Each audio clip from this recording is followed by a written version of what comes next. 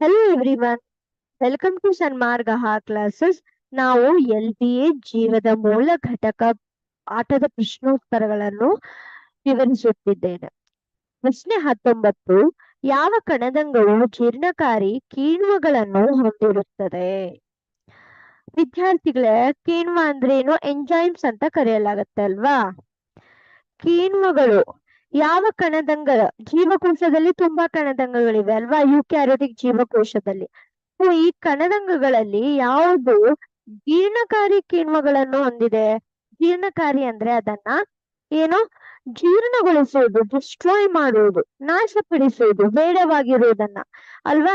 So ಅದ್ರ ಬಗ್ಗೆ ನೀವು ಕೇಳಿರ್ತೀರಾ, ಲೈಸೋಸೋಮ್ಗಳು. ಈ ಲೈಸೋಸೋಮ್ಗಳು ಜೀರ್ಣಕಾರಿ ಕಿಣ್ವಗಳನ್ನು ಹೊಂದಿರುವುದರಿಂದ ಬೇಡವಾದ ವಸ್ತುಗಳನ್ನ ಅವು ಏನ್ ಮಾಡ್ತಾ ಇದೆ? ಸಂಶ್ಲೇಷಣೆಗೊಳಿಸುತ್ತಿದೆ. ಸಾರಿ, ಏನ್ ಮಾಡ್ತಾ ಇದೆ? ಅದು ನಾಶಪಡಿಸುತ್ತಿದೆ. ಸಂಶ್ಲೇಷಣೆ ಅಲ್ಲ, ನಾಶಪಡಿಸುತ್ತಿದೆ. Thank you.